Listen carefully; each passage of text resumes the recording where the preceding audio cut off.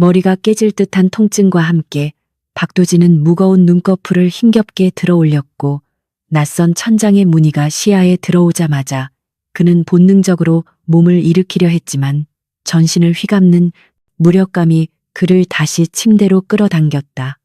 고급스러운 호텔 스위트룸의 창문 너머로 쏟아지는 아침 햇살이 유난히 시리게 느껴졌으며 어젯밤의 기억은 마치 누군가 강제로 지워버린 듯 하얗게 증발해버려 아무것도 떠오르지 않았다.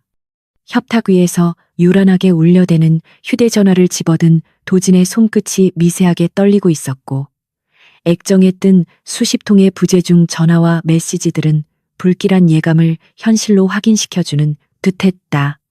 그는 지끈거리는 관자놀이를 꾹 누르며 인터넷 뉴스 창을 켰고 가장 상단에 붉은색 글씨로 박힌 자극적인 헤드라인이 그의 심장을 철렁 내려앉게 만들었다. 화광그룹 회장 박도진의 충격적인 사생활이라는 제목 아래에는 흐릿하지만 분명 그로 추정되는 남자가 낯선 여인과 호텔로 들어가는 사진이 대문짝만하게 걸려 있었으며 이는 명백한 함정이었다.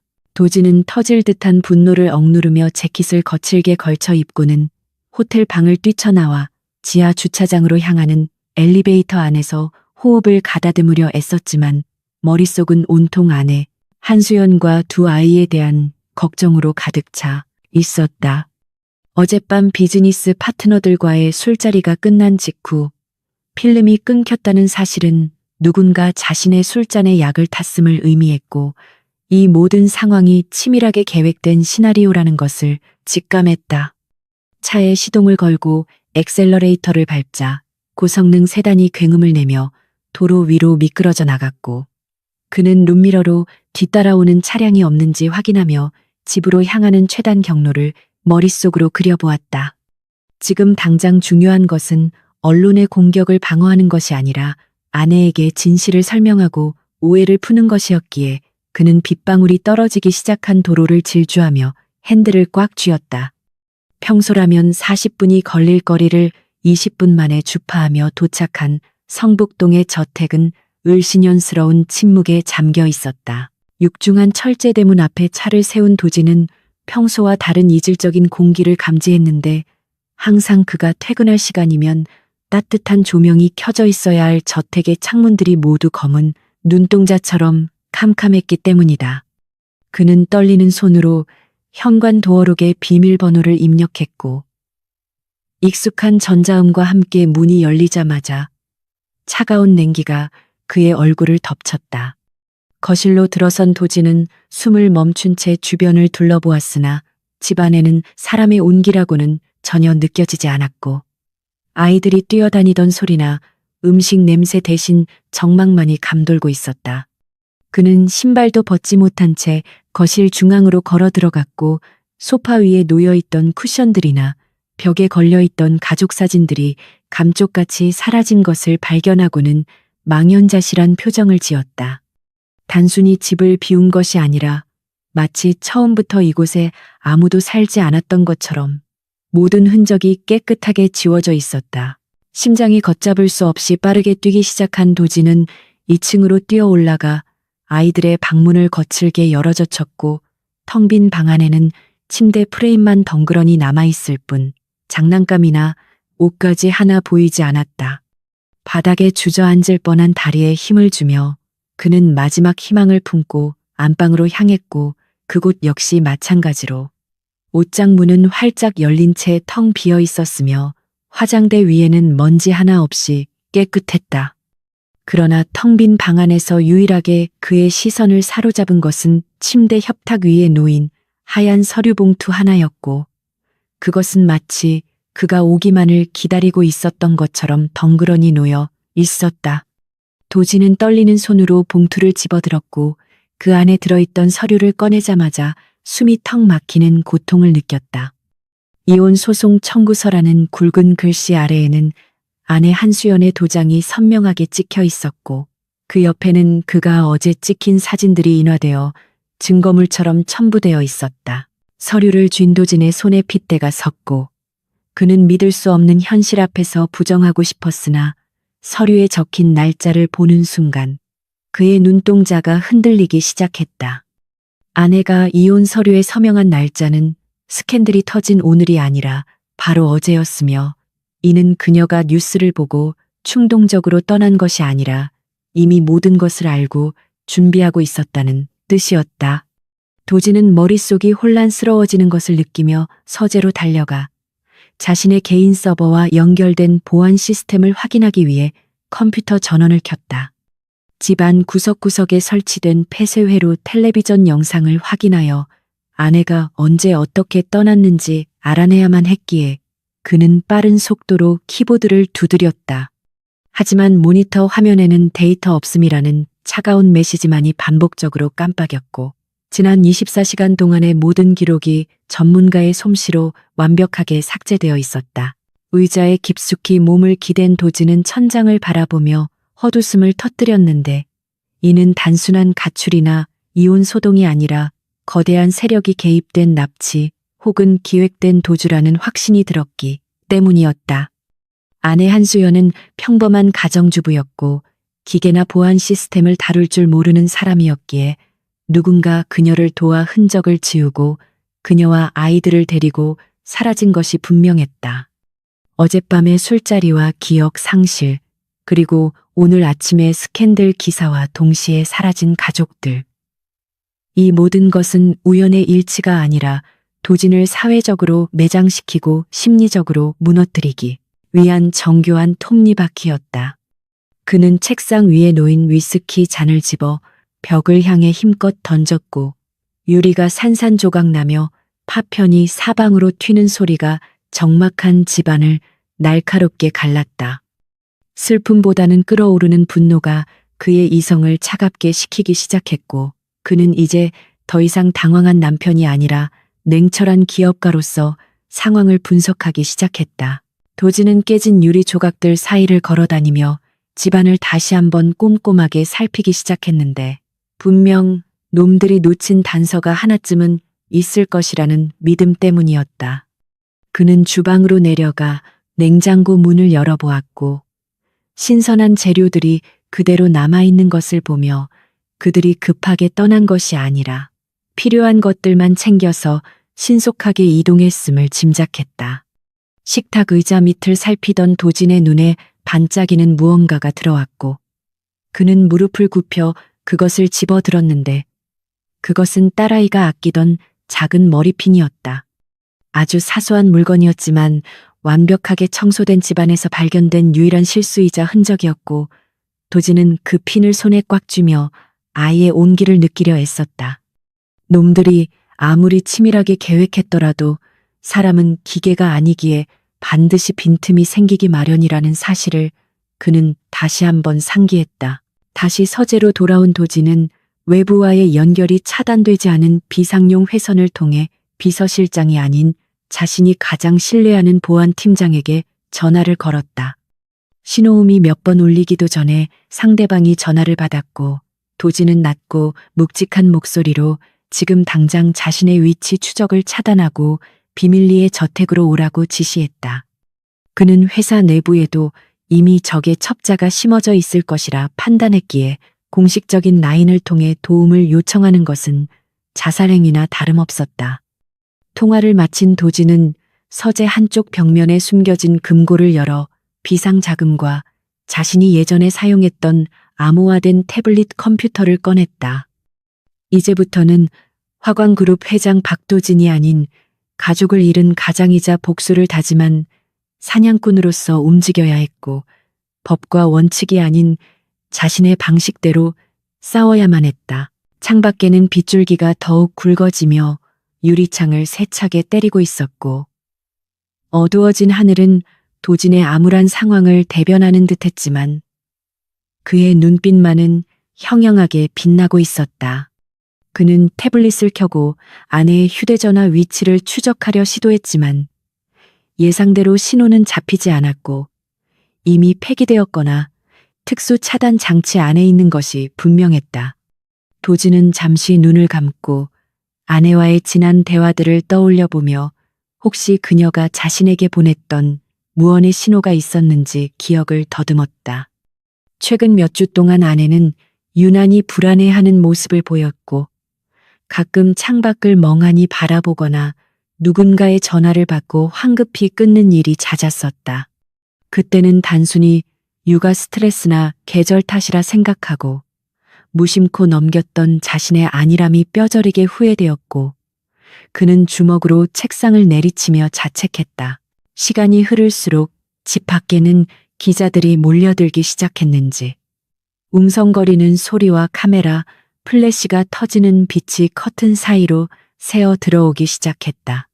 그들은 마치 피냄새를 맡은 상어떼처럼 대문 앞을 점거하고 초인종을 눌러대며 인터뷰를 요청하고 있었지만 도지는 그들의 소란에 아랑곳하지 않고 서재 안에서 침묵을 지켰다. 지금 나가서 그들에게 해명해봤자 변명으로만 들릴 것이고 오히려 적들이 원하는 그림을 만들어주는 꼴이 될 것이기에 그는 철저하게 무대응으로 일관하기로 결심했다. 그는 서랍 깊숙한 곳에서 예전에 사격 연습을 할 때 사용했던 장갑을 꺼내 끼며 마음을 다잡았고 이제 이 집은 안식처가 아닌 전장이 되었다는 사실을 받아들였다. 적들이 누구인지 그리고 그들이 왜 아내와 아이들을 데려갔는지 알아내기 전까지는 단 한순간도 쉴 수 없었다. 그때 서재의 책장 뒤편에서 미세한 기계음이 들려왔고 예민해진 도진의 청각이 그 소리를 놓치지 않고 잡아냈다. 그는 소리가 나는 곳으로 천천히 다가가 책들을 드러내고 뒤쪽 패널을 뜯어내자 그곳에는 쌀알만한 크기의 도청 장치가 숨겨져 붉은 불빛을 깜빡이고 있었다. 역시 집안까지 감시당하고 있었다는 사실에 소름이 돋았지만 한편으로는 놈들이 아직 자신을 주시하고 있다는 증거이기도 했다. 도지는 도청 장치를 부수는 대신 그대로 두어 놈들에게 자신이 절망에 빠져 아무것도 못하고 있다는 거짓 정보를 흘리기로 결정했다. 그는 일부러 큰 소리로 한숨을 쉬며 술병을 따는 소리를 냈고 의자를 끄는 소음을 만들어내며 무너진 남자의 연기를 시작했다. 이 모든 상황에 배우의 경쟁사인 태성그룹의 최민석 전무가 있을 것이라는 강한 의심이 들었는데 최근 대규모 입찰건을 두고 사사건건 부딪혔던 그가 비열한 수법을 쓰기로 유명했기 때문이었다. 최민석은 도진이 가진 기술력과 명성을 시기해왔고 사석에서도 공공연하게 도진을 무너뜨리겠다고 떠벌리고 다녔다는 소문을 들은 적이 있었다. 만약 그가 아내와 아이들을 인질로 삼아 협박하려는 것이라면 도진은 자신의 모든 것을 걸고 그를 파멸시키리라 다짐했다. 그는 태블릿 화면에 최민석의 프로필과 관련 기업들의 정보를 띄워놓고 연결고리를 찾기 위해 데이터를 분석하기 시작했다. 단순히 감정에 호소하는 복수가 아니라 놈의 숨통을 확실하게 끊어놓을 수 있는 치명적인 약점을 찾아야만 했다. 밤이 깊어지자 밖에서 들리던 소란도 조금씩 잦아들었고 빗소리만이 집안을 가득 채우며 고요함을 더했다. 도지는 텅 빈 거실로 내려와 소파에 앉아 어둠 속에서 정원을 바라보았는데 아내가 가꾸던 꽃들이 비에 젖어 축 늘어져 있는 모습이 마치 그녀의 눈물처럼 느껴졌다. 그는 품 안에서 아내가 남긴 이혼 소송 서류를 다시 꺼내 들었고 어두운 조명 아래서 글자들을 하나하나 곱씹으며 읽어 내려갔다. 서류의 내용 자체는 일반적인 이혼 사유들로 채워져 있었지만 문장 끝마다 미묘하게 찍힌 잉크 자국들이 도진의 눈에 거슬렸다. 그는 서류를 불빛에 비추어 자세히 들여다보았고 그것이 단순한 얼룩이 아니라 일정한 패턴을 가진 점자 혹은 암호일 수도 있다는 생각이 뇌리를 스쳤다. 아내 한수연은 대학 시절 암호학에 깊은 관심을 가졌던 수재였고 결혼 후 전업주부로 살면서 그 재능을 잊은 듯 했으나 도지는 그녀의 명석함을 누구보다 잘 알고 있었다. 만약 그녀가 강제로 끌려간 것이 아니라 놈들의 눈을 피해 스스로 이 상황을 만들고 도진에게 메시지를 남긴 것이라면 이야기는 완전히 달라지는 것이었다.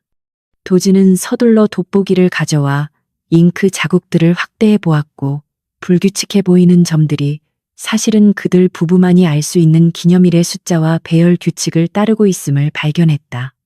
심장이 터질 듯이 박동하기 시작했고 절망감에 짓눌려 있던 그의 가슴 속에 희미한 희망의 불씨가 타오르기 시작했다. 그녀는 도망친 것이 아니라 싸우고 있었고 남편인 자신에게 함께 싸워달라는 신호를 보내고 있는 것이었다. 도지는 암호를 해독하기 위해 펜을 들고 종이 위에 숫자들을 나열하기 시작했고 그 과정은 마치 복잡한 퍼즐을 맞추는 것처럼 고도의 집중력을 요구했다. 수십 분의 사투 끝에 드러난 암호의 내용은 충격적이었는데 그것은 특정 좌표와 은행 계좌번호 그리고 내부자라는 짧은 단어였다. 아내는 이미 회사 내부에 배신자가 있다는 것을 알고 있었고 그 증거를 확보하기 위해 위험을 무릅쓰고 적진으로 뛰어든 것이나 다름없었다. 도지는 아내의 용기에 경의를 표하며 동시에 그녀를 지켜주지 못했다는 죄책감에 입술을 깨물었다. 이제 그가 해야 할 일은 명확해졌는데 그것은 세상 사람들 앞에서 몰락한 CEO를 연기하면서 뒤로는 아내가 남긴 단서를 따라 진실을 파헤치는 것이었다. 그때 현관문 밖에서 인기척이 느껴졌고 도지는 즉시 작업을 멈추고 서류와 메모를 소파 쿠션 밑으로 숨겼다. 보안팀장이 도착한 것이라면 미리 약속된 신호를 보냈을 텐데 아무런 연락도 없이 접근하는 것은 적이거나 불청객일 가능성이 높았다. 도지는 거실 한 구석에 장식용으로 놓여있던 골프채를 조용히 집어들고 문 뒤로 몸을 숨겼다.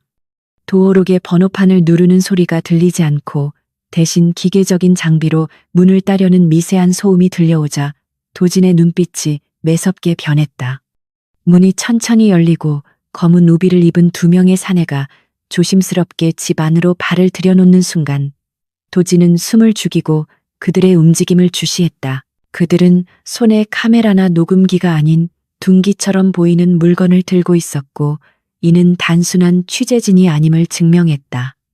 도지는 놈들이 거실 중앙까지 들어오기를 기다렸다가 어둠 속에서 튀어나가 선두에 선 사내의 팔을 내리쳤다.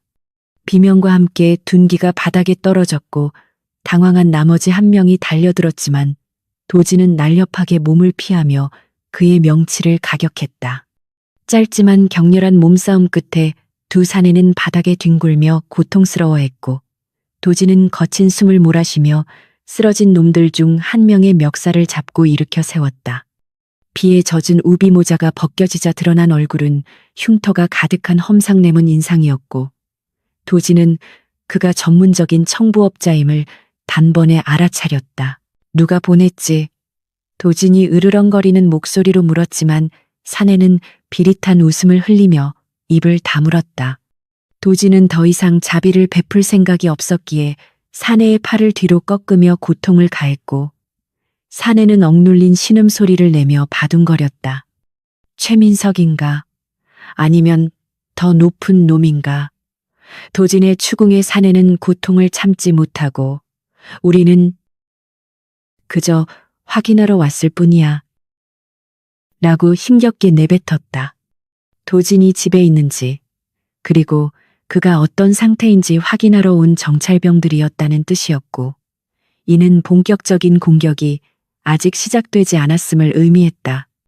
도진은 그들을 기절시켜 지하실 창고에 가두고 밧줄로 단단히 묶은 뒤 다시 거실로 올라왔다. 이제 돌아갈 길은 없었고 평범한 일상으로의 복귀는 불가능해졌으며 오직 전진만이 남았을 뿐이었다. 도지는 엉망이 된 옷매무새를 다듬고 창문에 비친 자신의 모습을 바라보았는데 거기에는 아침에 호텔에서 깨어났을 때의 혼란스러운 남자는 없었다. 대신 사랑하는 가족을 되찾고 자신을 함정에 빠뜨린 놈들을 지옥으로 보내버리겠다는 결의에 찬 야수 한 마리가 서 있었다. 그는 아내가 남긴 좌표가 가리키는 곳이 어디인지 지도를 확인했고 그곳이 도시의 화려한 불빛과는 동떨어진 낡은 공업지구임을 알게 되었다. 밤은 길고 싸움은 이제 막 시작되었지만 박도진은 두려움 대신 서늘한 흥분을 느꼈다.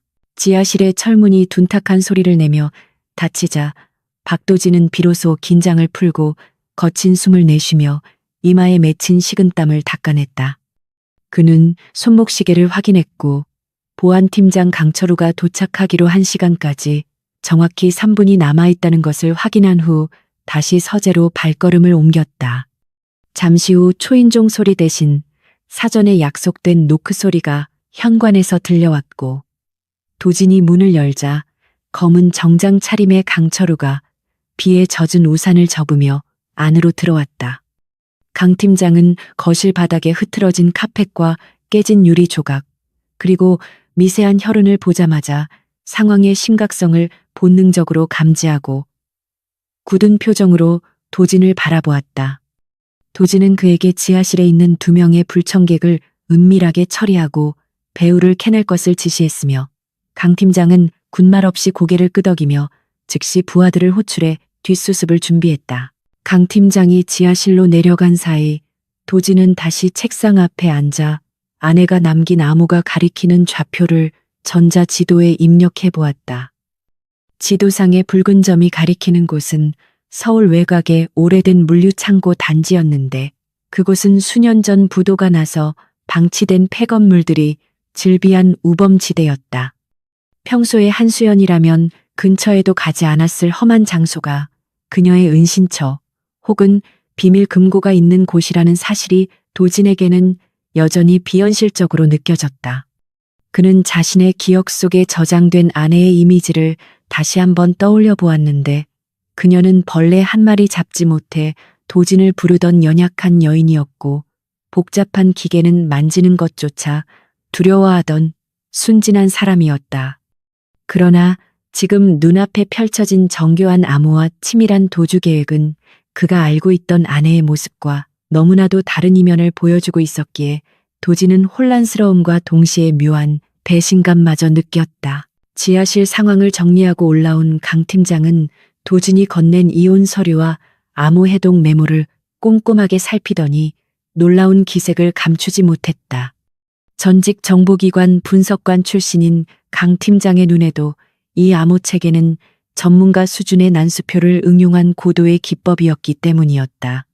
사모님께서 이런 기술을 어디서 배우셨는지 짐작 가는 곳이 있느냐는 강 팀장의 조심스러운 질문에 도진은 무겁게 고개를 저으며 침묵했다. 그들은 즉시 이동 준비를 마쳤고 도진은 눈에 띄는 자신의 세단 대신 강 팀장이 가져온 허름한 승합차에 올라타 어둠이 깔린 도로를 향해 출발했다. 혹시 모를 미행을 따돌리기 위해 강 팀장은 골목길과 간선 도로를 번갈아 타며 능숙하게 차를 몰았고 도진은 차창 밖으로 스쳐 지나가는 도시의 야경을 바라보며 깊은 생각에 잠겼다. 차량이 도심을 벗어나 외곽 도로에 진입하자 가로등 불빛이 드문드문해졌고 빗줄기는 더욱 거세져 와이퍼가 쉴 새 없이 움직여야만 앞을 볼 수 있었다. 목적지에 가까워질수록 주변 풍경은 황량하게 변해갔고 무너져가는 공장 건물들과 녹슨 컨테이너 박스들이 흉물스럽게 늘어서 있어 마치 세상의 끝에 온 듯한 기분을 주었다. 도진은 조수석 글러브 박스에서 손전등을 꺼내 들었고 강 팀장은 좌표가 가리키는 특정 창고 앞에 차를 세우고 주변을 경계하며 시동을 껐다. 창고의 거대한 철문은 굳게 닫혀 있었고 입구에는 출입 금지라는 낡은 표지판이 비바람에 흔들리며 끼익거리는 소리를 내고 있었다. 도진은 우산을 쓸 생각도 하지 않은 채 차에서 내려 창고 입구로 다가갔고 강 팀장은 그의 뒤를 바짝 따르며 만약의 사태에 대비해 품 안의 권총을 움켜쥐었다.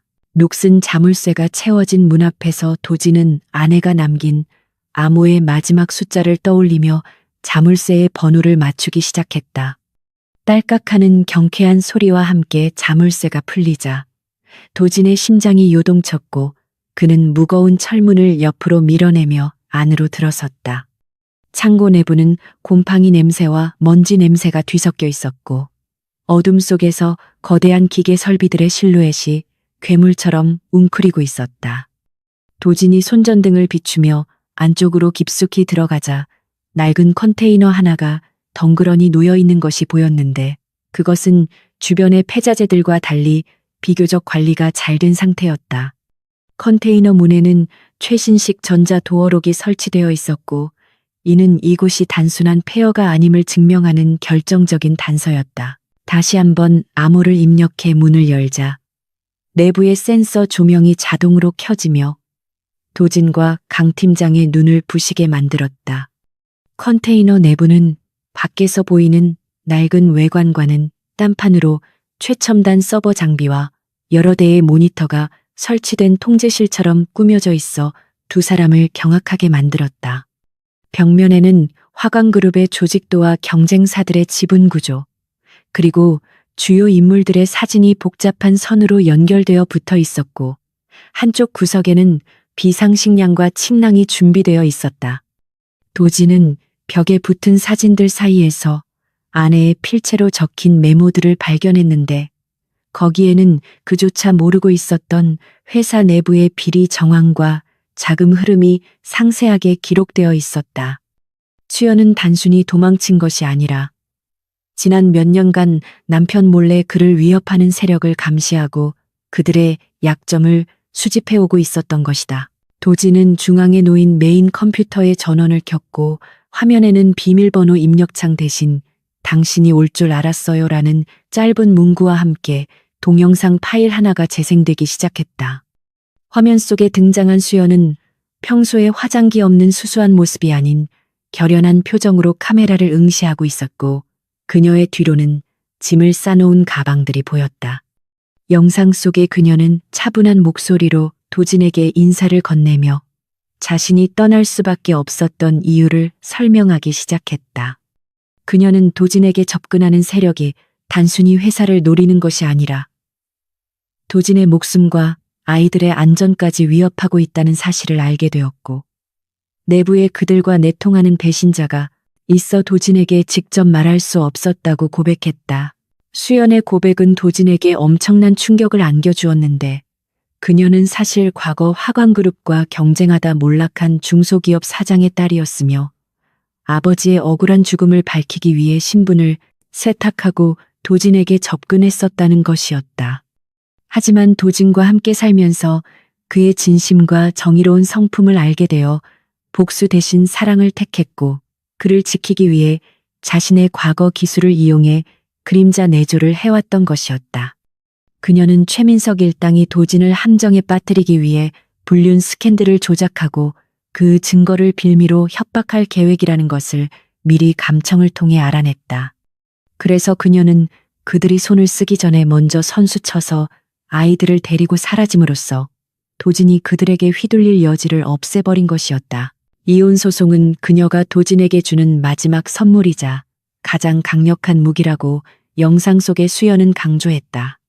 도진이 피해자 코스프레를 하며 자신을 악처로 몰아붙여야만 대중의 동정을 얻고 회장직을 유지할 수 있으며, 동시에 적들이 수연을 이용해 도진을 협박하는 것을 막을 수 있다는 계산이었다. 그녀는 자신이 모든 오명을 뒤집어쓰고 사라질 테니 도진은 보란 듯이 이혼 소송을 진행하며 그 기간 동안 내부의 적을 찾아내 처단하라고 당부했다. 영상의 마지막 부분에서 수연은 눈시울을 붉히며 아이들은 자신이 목숨을 걸고 지킬 테니 걱정 말고 반드시 승리해서 데리러 와달라는 말을 남기고 화면이 꺼졌다. 모니터 앞에서 주먹을 꽉 쥔 도진의 눈가는 뜨겁게 달아올랐고 가슴 속에서는 걷잡을 수 없는 감정의 폭풍이 휘몰아쳤다. 그는 아내를 속 좁은 여자라 생각했던 자신을 저주하며 그녀가 홀로 감당했을 공포와 무게를 감히 가늠조차 할 수 없었다. 그녀는 그를 위해 자신의 명예와 인생, 그리고 사랑하는 남편 곁을 떠나는 고통까지 감수하며 완벽한 악역을 자처한 것이었다. 강 팀장 역시 숙연한 표정으로 모니터를 바라보다가 조용히 고개를 숙여 사모님의 희생과 지략의 경의를 표했다. 도진은 이제 더 이상 망설이거나 슬퍼할 시간이 없음을 깨달았고, 아내가 깔아준 판 위에서 최고의 연기를 펼쳐 그녀의 계획을 완성시켜야만 했다. 도진은 컴퓨터에 연결된 외장 하드드라이브를 분리해 주머니에 넣으며 강 팀장에게 이 장소의 모든 흔적을 지우고 폐쇄하라고 명령했다. 그들은 컨테이너를 나와 빗속을 뚫고 다시 차로 돌아왔고 도진의 표정은 올 때와는 달리 차갑고 단단하게 굳어 있었다. 그는 차 안에서 태블릿을 꺼내 회사 법무팀이 아닌 외부의 대형 로펌 중 승률이 가장 높고 돈만 주면 악마도 변호한다는 냉혈한 변호사의 연락처를 찾아냈다. 아내의 뜻대로 완벽한 이혼 전쟁을 치르기 위해서는 도진 역시 철저하게 계산적이고 냉혹한 사업가의 가면을 써야만 했다. 그는 새벽이 밝아오는 도로 위를 달리며 마음속으로 맹세했는데 이 연극이 끝나는 날 최민석과 배신자들은 처참하게 몰락할 것이고 자신은 반드시 가족을 되찾아올 것이라고 다짐했다. 저택으로 돌아오는 길에 도진은 강 팀장에게 내부 배신자를 색출하기 위한 은밀한 감시를 지시했고 특히 최민석과 접촉이 의심되는 임원들의 리스트를 작성하라고 명했다. 그는 자신이 가장 믿었던 사람들 중에 배신자가 있다는 사실에 치가 떨렸지만 지금은 의심을 숨기고 적을 안심시켜야 할 때였다. 집에 도착한 도진은 일부러 거실에 불을 환하게 켜고 창가에 서서 밖에서 대기 중인 기자들에게 자신의 모습을 노출시켰다. 헝클어진 머리와 초췌한 얼굴은 연출된 것이었지만 그 속에 담긴 눈빛만은 먹잇감을 노리는 맹수의 그것처럼 날카롭게 빛나고 있었다. 잠시 후 그는 옷장에서 가장 비싸고 격식 있는 정장을 꺼내 입고 거울 앞에 섰는데 거울 속의 남자는 더 이상 가정적인 남편이 아닌 냉철한 화광그룹의 회장이었다. 그는 넥타이를 매며 자신의 목을 조여오는 듯한 압박감을 즐겼고 이 압박감을 동력 삼아 적들을 하나씩 부러뜨릴 계획을 세웠다.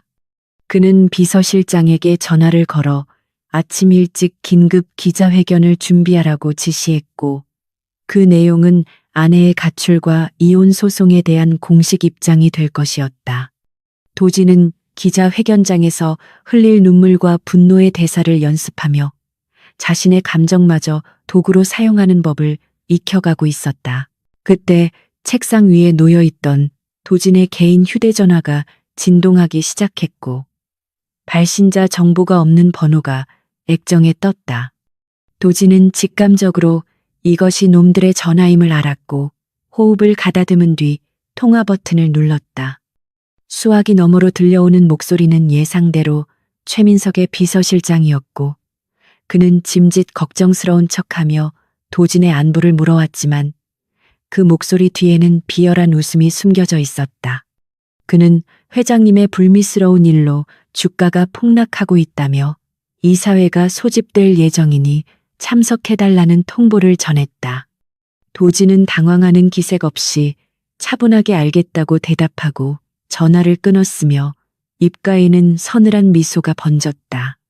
놈들은 도진이 무너졌다고 생각하고 승리의 축배를 들 준비를 하고 있겠지만 그것은 그들의 가장 큰 오판이 될 것이었다. 도진은 서재를 나와 아이들의 방으로 들어갔고 텅 빈 침대에 앉아 딸아이가 두고 간 머리핀을 다시 꺼내보았다.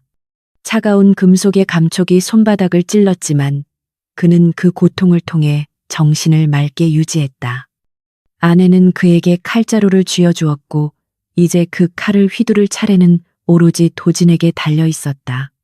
밖에서는 다시 빗줄기가 약해지고 동쪽 하늘이 붉게 물들기 시작했으며 새로운 하루가 시작되고 있었다. 하지만 오늘부터 시작될 하루는 어제와는 전혀 다른 피 튀기는 전쟁터가 될 것이었고 도진은 그 전쟁의 한복판으로 걸어 들어갈 준비를 마쳤다.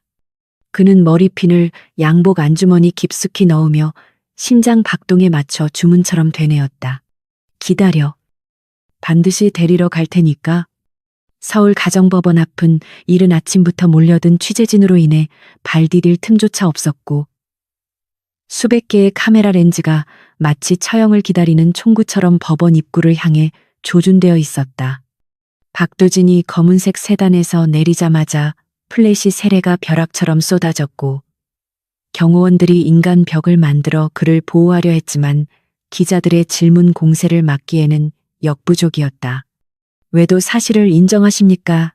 라는 질문부터 아이들의 행방을 묻는 자극적인 외침들이 허공을 갈랐지만 도지는 선글라스 뒤에 감춰진 눈동자를 조금도 움직이지 않은 채 묵묵부답으로 일관하며 계단을 올랐다.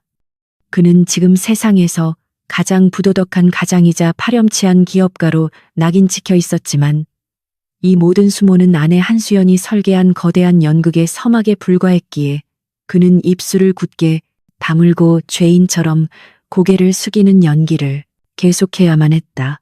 법원 로비로 들어선 도지는 잠시 멈춰서서 뒤를 돌아보았는데 창문 너머로 보이는 저 수많은 미디어의 광기가 바로 적들이 그를 고립시키기 위해 만든 감옥임을 뼈저리게 느꼈다. 법정 안의 공기는 무겁고 차가웠으며 방청석을 가득 메운 사람들의 시선은 경멸과 호기심으로 가득 차 있었고 판사가 입장하자 장내는 일순간 정적에 휩싸였다. 원고 한수연 측 변호사는 최민석이 고용한 대형 로펌의 에이스였지만 그는 자신이 이용당하고 있다는 사실을 모른 채 오로지 승소와 막대한 수임료를 위해 도진을 맹렬하게 공격하기 시작했다. 변호사는 도진의 조작된 호텔 사진들과 거짓 증언들을 증거로 제출하며 도진을 가정 파탄의 주범으로 몰아세웠고 위자료 청구는 물론이고 화광그룹의 지분 분할까지 요구하며 도진의 경영권을 위협했다. 도진의 옆에 앉은 변호사는 사전에 합의된 대로 소극적인 방어를 펼치며 도진의 유책 사유를 일부 인정하는 전략을 취했는데 이는 도진이 파렴치한으로 남아야만 아내와 아이들이 안전할 수 있다는 역설적인 상황 때문이었다. 도진은 피고석에 앉아 자신의 명예가 실시간으로 난도질 당하는 것을 지켜보며 책상 아래로 주먹을 꽉 쥐어 손톱이 살을 파고들게 만들었다. 재판이 진행되는 동안 도진의 머릿속은 법정 공방이 아닌 다른 곳에 가 있었는데 그는 강철우 팀장이 보내온 암호화된 메시지를 떠올리며 적들의 자금 흐름을 추적하는 상황을 점검했다. 아내 수연이 남긴 자료에 따르면 최민석은 페이퍼 컴퍼니를 통해 비자금을 조성하고 있었고 그 자금줄의 일부가 이번 소송을 기획하는 데 사용되었다는 정황이 포착되었다. 도진은 법정에서는 패배자의 모습을 연기하고 있었지만 물밑에서는 사냥감의 목덜미를 노리는 맹수처럼 치밀하게 움직이고 있었고 오늘 밤이 지나면 최민석의 가장 중요한 자금, 파이프라인 하나가 터질 예정이었다. 변호사의 날선 공격이 이어질 때마다 도진은 고개를 떨구며 괴로운 척 연기했지만 그의 눈빛은 바닥을 향한 채 차갑게 빛나고 있었고 이 굴욕을 반드시 몇 배로 갚아주리라 다짐했다. 판사가 다음 기일을 지정하고 패정을 선언하자 도진은 자리에서 일어났고 방청석에서 쏟아지는 야유를 뒤로한 채 법정을 빠져나왔다. 법원을 나서는 길에 도진은 복도 끝에서 익숙한 얼굴을 발견했는데 그는 바로 이 모든 사태의 배우인 태성그룹 전무 최민석이었다. 최민석은 수행원들을 거느리고 거만하게 서서 도진을 기다리고 있었고 그의 입가에는 승자의 여유가 묻어나는 비릿한 미소가 걸려 있었다. 도진이 다가오자 최민석은 혀를 차며 안타깝다는 듯한 과장된 표정을 지었고 회장님 꼴이 말이 아니라며 빈정거리는 투로 말을 걸어왔다. 도진은 당장이라도 달려들어 그의 멱살을 잡고 싶었지만 끓어오르는 분노를 억누르며 차분하게 대응했고 아직 끝난 게 아니라는 짧은 경고만을 남겼다. 최민석은 도진의 귓가에 가까이 다가와 아이들과 아내를 다시 보고 싶다면 경영권 포기 각서에 도장을 찍으라고 속삭였고 그 순간 도진의 이성은 끊어질 듯 팽팽하게 당겨졌다. 최민석의 협박은 도진에게 오히려 확신을 주었는데 놈들이 아직 아내와 아이들을 확보하지 못했다는 사실을 역설적으로 증명하는 것이었기 때문이다. 만약 그들이 진짜로 가족을 인질로 잡고 있었다면 이렇게 우회적으로 협박할 이유가 없었고 사진이나 목소리를 들려주며 직접적인 압박을 가했을 것이 분명했다. 도지는 최민석의 눈을 똑바로 응시하며 당신이 생각하는 것보다 내가 잃을 게 없을지도 모른다고 차갑게 대꾸했고 그 말에 최민석의 표정이 일순간 굳어졌다. 도지는 어깨를 부딪히며 최민석을 지나쳤고 그 짧은 접촉의 순간 도지는 최민석의 양복 주머니에 초소형 도청칩을 미끄러뜨려 넣는 대담함을 발휘했다.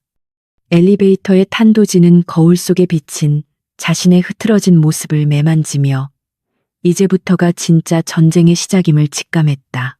회사로 돌아온 도진을 기다리고 있는 것은 산더미처럼 쌓인 결제 서류가 아니라 긴급 소집된 이사회의 싸늘한 시선들이었다. 주가는 연일 하락세를 면치 못하고 있었고 주주들은 도덕적 해이를 이유로 도진의 해임을 강력하게 요구하고 있었으며 이 모든 여론전의 뒤에는 최민석의 사주를 받은 언론과 세력들이 있었다. 이사회 회의실에 들어선 도진은 자신을 향해 쏟아지는 비난과 질책을 묵묵히 받아내며 자리에 앉았고 해임안이 상정되기 직전 그는 미리 준비한 카드를 꺼내 들었다. 그것은 자신이 개인 사재를 출연하여 주가 하락에 대한 책임을 지고 주주들의 손실을 보전하겠다는 파격적인 제안이었고 동시에 이번 사태가 해결될 때까지 경영 일선에서 한 발 제한 물러나 있겠다는 선언이었다. 이는 겉으로는 후퇴하는 것처럼 보였지만 실상은 적들의 감시망에서 벗어나 자유롭게 움직이기 위한 전략적 선택이었다. 이사회가 끝나고 집무실로 돌아온 도지는 넥타이를 거칠게 풀어헤치고 소파에 깊숙이 몸을 파묻었는데 하루 종일 긴장 상태를 유지하느라 온몸의 근육이 비명을 지르고 있었다. 그때 비밀 회선을 통해 강 팀장에게서 연락이 왔고 도지는 즉시 수신 버튼을 눌러 상황을 보고받았다. 강 팀장은 최민석의 자금 세탁 경로 중 하나인 유령 무역 회사의 서버를 해킹하여 그들이 불법으로 빼돌린 자금 내역을 확보했다는 희소식을 전했다. 또한 아내 수연이 남긴 암호 중 일부가 놈들의 비밀 금고 위치를 가리키는 것일 수도 있다는 새로운 분석 결과를 내놓았다. 도지는 즉시 강 팀장과 합류하기 위해 회사를 나섰고 그의 발걸음은 법원에 갈 때보다 훨씬 가볍고 빨라져 있었다. 늦은 밤 도심의 외곽에 위치한 폐공장 지대는 을씨년스러운 분위기를 자아내고 있었고 도지는 강 팀장이 대기하고 있는 컨테이너 사무실로 들어섰다. 모니터 화면 가득히 최민석의 비리장부와 불법 거래 내역들이 붉은색 숫자로 표시되어 있었고 이것만으로도 그를 감옥에 보내기에 충분했지만 도지는 아직 만족하지 않았다. 그는 단순히 최민석 한 명을 처벌하는 것이 아니라 그와 결탁한 정재계의 부패 사슬을 끊어내고 다시는 자신의 가족을 위협하지 못하도록 뿌리까지 뽑아버리길 원했다. 도지는 강 팀장에게 확보한 자료를 바탕으로 최민석의 자금주를 동결시키는 작업을 지시했고 이는 놈들을 패닉 상태에 빠뜨려 스스로 실수하게 만들 미끼였다. 그리고 그는 수연이 남긴 또 다른 단서인 낡은 열쇠 하나를 꺼내 들고 그것이 어디에 쓰이는 물건인지 고민에 잠겼다. 그 시각 최민석은 자신의 펜트하우스에서 와인잔을 기울이며 승리의 기분에 도취되어 있었지만 갑자기 걸려온 전화 한 통에 안색이 흑빛으로 변했다. 관리하던 비자금 계좌가 알 수 없는 이유로 동결되었고 해외로 빼돌리려던 자금이 증발했다는 보고를 받은 최민석은 분노로 몸을 떨며 와인잔을 벽에 던져 깨뜨렸다. 그는 이것이 우연이 아니며 누군가 자신의 뒤를 캐고 있다는 사실을 깨달았지만 그 대상이 박도진일 것이라고는 상상조차 하지 못했다. 왜냐하면 그의 눈에 비친 박도진은 아내에게 배신당하고 세상의 비난을 받으며 무너져가는 나약한 패배자에 불과했기 때문이다. 최민석은 즉시 해결사를 호출하여 자금 유출의 원인을 찾으라고 고함을 질렀고 박도진에 대한 감시를 더욱 강화하라고 지시했다. 새벽 2시가 넘어서야 작전 회의를 마친 도진은 피곤한 몸을 이끌고 다시 차에 올랐고 강 팀장은 안전을 위해 경호를 제안했지만 도지는 눈에 띄는 행동을 피하기 위해 홀로 움직이겠다고 고집했다.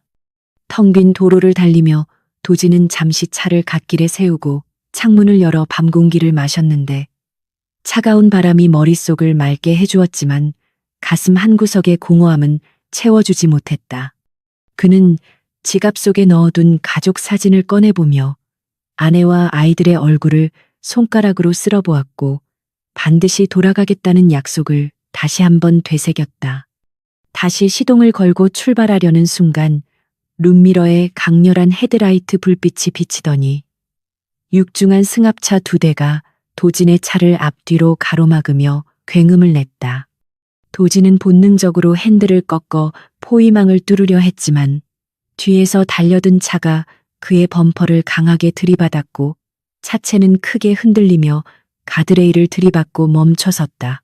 에어백이 터지지 않아 이마를 핸들에 부딪힌 도진은 피가 흐르는 시야 속에서 승합차 문이 열리고 쇠파이프와 야구 방망이를 등건장한 사내들이 내리는 것을 목격했다. 그들은 최민석이 보낸 깡패들이 분명했고 도진에게 물리적인 공포를 심어주기 위해 작정하고 덤벼든 것이었다. 도진은 비틀거리는 몸을 일으켜 차문을 열고 밖으로 나갔고 사내들은 그를 애워싸며 위협적인 자세로 다가왔다. 숫자는 대략 8명 정도였고 무기까지 들고 있어 맨손인 도진에게는 절대적으로 불리한 상황이었지만 도진의 눈빛에는 두려움 대신 살기가 감돌았다. 그는 넥타이를 풀어 손에 감으며 자세를 낮췄고 가장 먼저 달려드는 놈의 공격을 피함과 동시에 턱에 강력한 어퍼컷을 날렸다. 둔탁한 타격음과 함께 첫 번째 사내가 나가 떨어지자 나머지 일당들이 고함을 지르며 한꺼번에 달려들었고 도진은 짐승 같은 반사신경으로 쇠파이프를 피하며 놈들의 관절과 급소를 정확하게 타격했다. 과거 특수부대 장교로 복무했던 시절의 감각이 되살아난 듯 그는 고통을 무시하고 오로지 생존 본능에 의지해 싸웠다. 하지만 다수의 적을 상대로 한 싸움은 체력적으로 버거웠고 등과 어깨의 둔기를 맞아 뼈가 울리는 고통이 전해졌지만 그는 비명조차 지르지 않고 버텼다. 도진은 바닥에 떨어진 쇠파이프를 집어들고 맹렬하게 반격하기 시작했고 그의 기세에 눌린 깡패들이 주춤하며 뒤로 물러섰다. 마지막으로 남은 리더 격인 사내가 칼을 꺼내 들고 달려들었지만 도진은 그의 팔을 비틀어 칼을 떨어뜨리고 바닥에 내동댕이 쳤다. 피투성이가 된 채 헐떡이는 도진의 주변에는 신음하는 사내들이 쓰러져 있었고 아스팔트 바닥은 빗물과 핏물로 얼룩져 있었다. 도진은 쓰러진 리더의 멱살을 잡고 최민석에게 전해 이 정도로는 어림없다고 라며 낮게 으르렁거렸다. 사내는 공포에 질린 눈으로 고개를 끄덕였고 도진은 그를 거칠게 밀쳐낸 뒤 비틀거리는 걸음으로 자신의 차로 돌아왔다.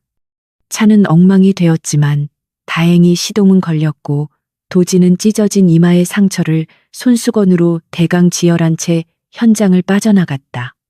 이 습격은 그들에게 경고가 되었겠지만 도진에게는 오히려 전투 의지를 불태우는 기폭제가 되었다. 안전한 곳으로 이동한 도진은 강 팀장에게 상황을 보고하지 않고 스스로 상처를 치료했는데 이는 자신의 약한 모습을 보이고 싶지 않아서였다. 거울 속에 비친 자신의 얼굴은 멍과 상처로 엉망이었지만 눈빛만은 그 어느 때보다 맑고 강렬하게 빛나고 있었다. 그는 오늘 밤의 습격이 최민석이 초조해하고 있다는 반증이라고 확신했고 이제 놈을 궁지로 몰아넣을 차례가 왔음을 직감했다. 도진은 찢어진 셔츠를 벗어던지고 새 옷으로 갈아입으며 아내가 숨겨둔 히든카드가 무엇인지 다시 한번 고민했다. 수연이 남긴 열쇠가 단순한 금고 열쇠가 아니라 최민석의 목숨줄을 쥐고 있는 결정적인 증거가 보관된 곳을 여는 열쇠일 것이라는 확신이 들었다. 날이 밝아오자 도진은 병원 대신 회사로 출근했고 상처투성이인 얼굴을 선글라스로 가린 채 로비에 들어섰다. 직원들은 수군거리며 그를 쳐다봤지만 도지는 아랑곳하지 않고 회장실로 향했고 그의 당당한 태도는 사람들을 압도했다. 그는 비서실장에게 오늘 일정은 모두 취소하고 외부와의 연락을 차단하라고 지시한 뒤 서재의 비밀 공간으로 들어갔다. 그곳에서 그는 아내의 열쇠가 맞을 만한 곳을 찾기 위해 과거의 기억을 더듬었고 문득 결혼기념일에 아내가 선물했던 낡은 오르골 상자가 떠올랐다.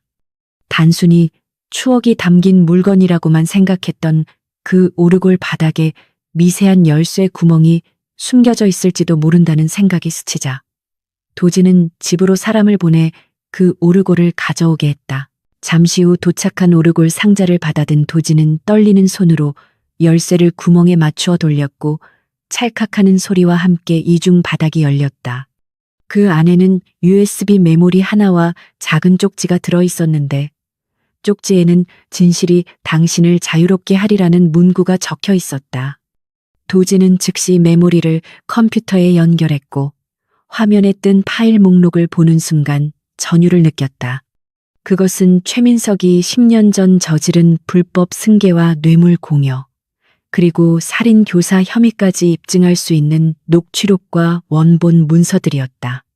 아내는 이 위험한 증거를 지키기 위해 그토록 오랫동안 숨죽여 살아왔던 것이었고, 이제 그 칼날이 도진의 손에 쥐어진 것이었다.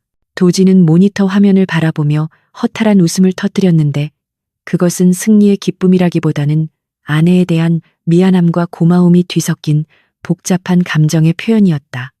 이제 최민석을 무너뜨릴 준비는 끝났지만 그 전에 해결해야 할 가장 중요한 문제가 남아 있었다. 그것은 바로 아내와 아이들이 숨어 있는 정확한 위치를 파악하고 그들을 안전하게 구출해 오는 것이었다.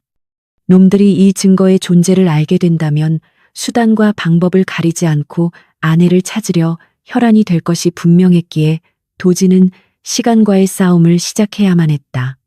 그는 메모리를 품에 넣고 자리에서 일어나 창밖을 바라보았는데 흐린 하늘 사이로 한 줄기 빛이 내리비치고 있었고 그것은 마치 곧 다가올 반격을 예고하는 듯했다. 화광그룹 회장실의 창밖으로 도시의 불빛이 하나둘 꺼져가고 있었지만 박도진의 집무실은 여전히 환하게 밝혀져 있었고 그의 시선은 모니터 화면 속 복잡한 데이터 코드에 고정되어 있었다.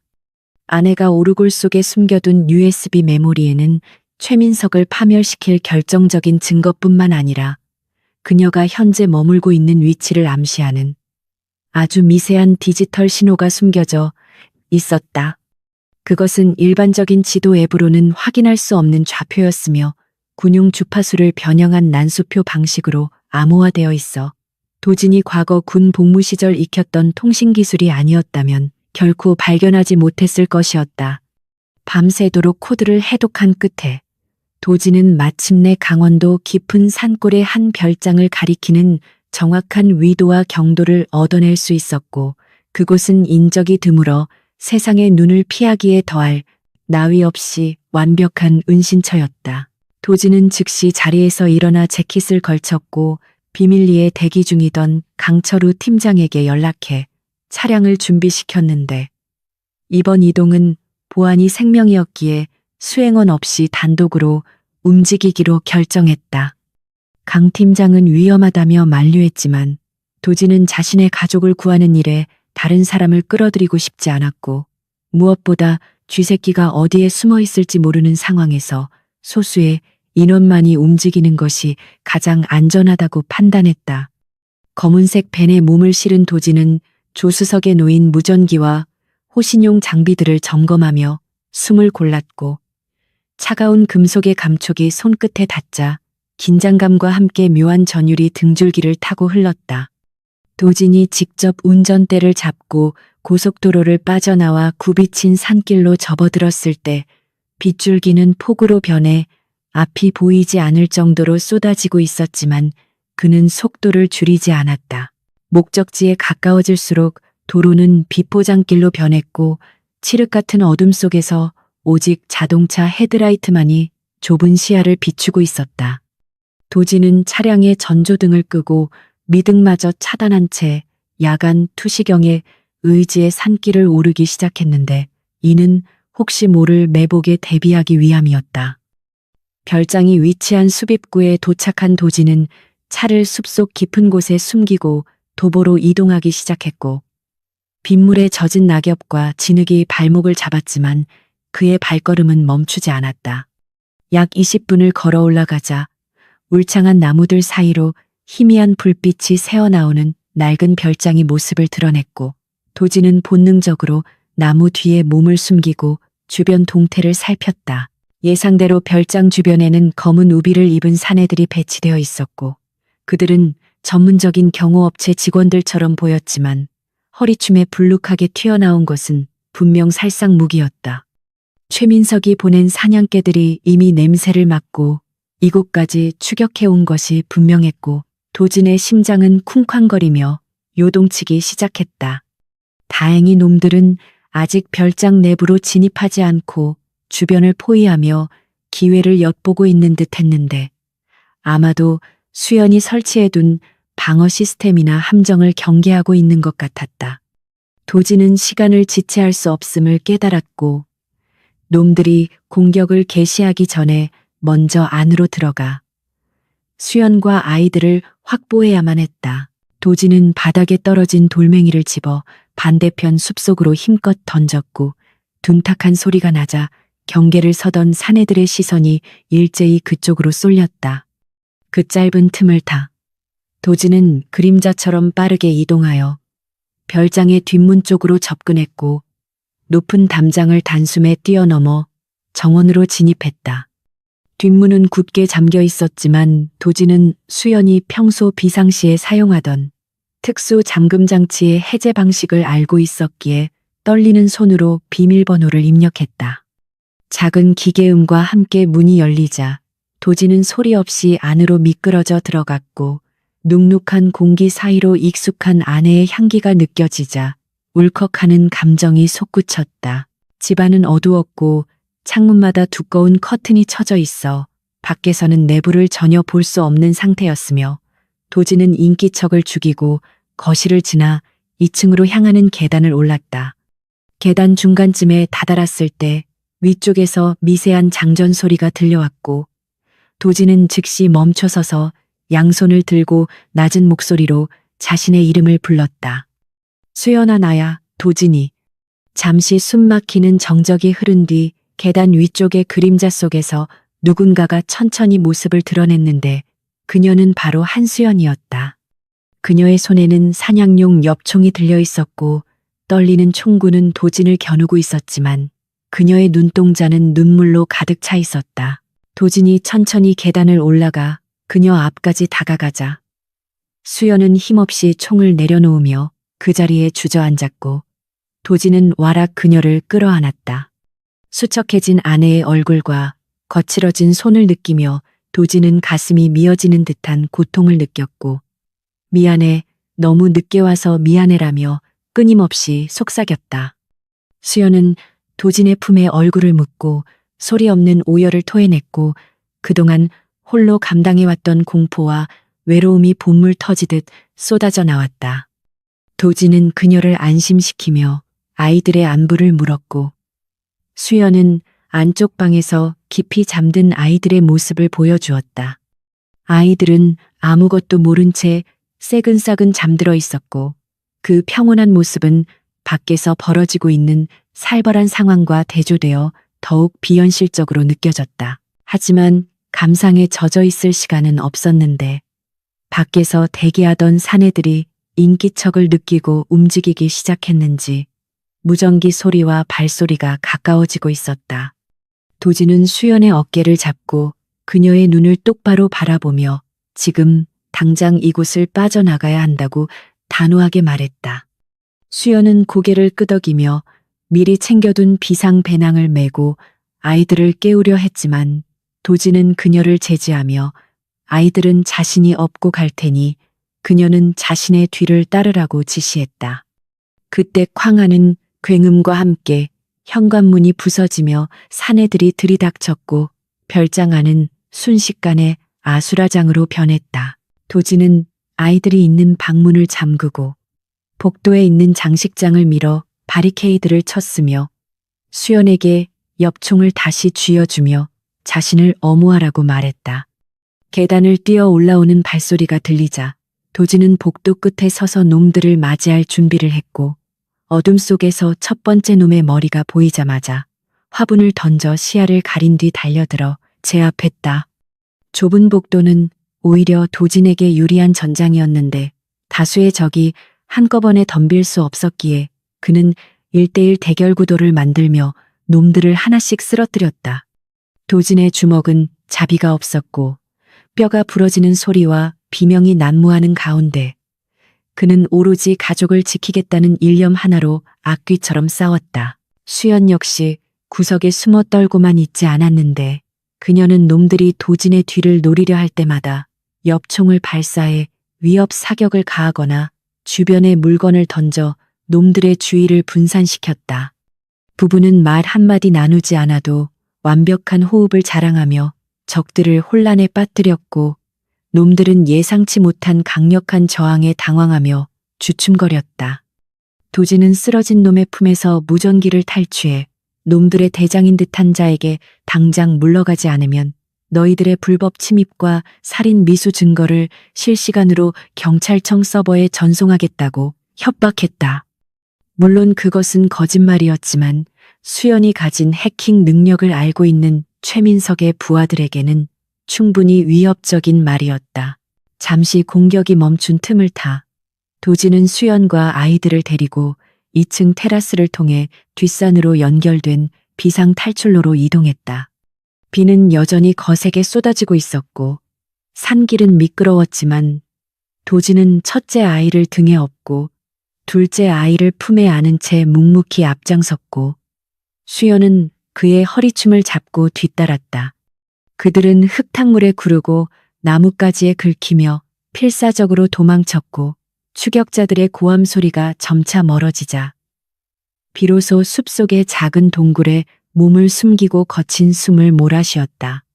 도진은 아이들을 동굴 안쪽 마른 땅에 누이고 젖은 옷을 벗어 덮어준 뒤 입구에 앉아 경계를 섰고 수연은 도진의 찢어진 옷 사이로 보이는 상처들을 보며 눈물을 흘렸다. 새벽이 밝아오자 빗줄기는 가늘어졌고 숲속에는 짙은 안개가 깔려 한 치 앞도 분간하기 어려웠지만 이는 오히려 그들의 이동을 돕는 천연 위장막이 되어주었다.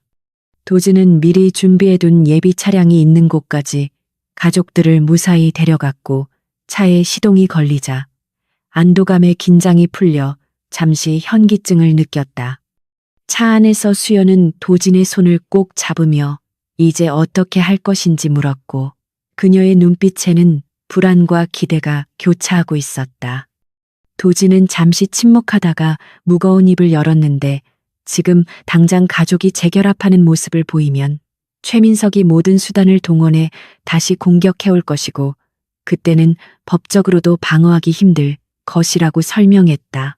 우리는 이 연극을 끝까지 마무리해야 해. 법원에서 완벽하게 남남이 되는 순간 놈은 방심할 것이고 그때가 바로 놈의 숨통을 끊을 기회야. 도진의 말에 수연은 고개를 끄덕이며 동의했지만 잡은 손에 들어간 힘은 풀지 않았다.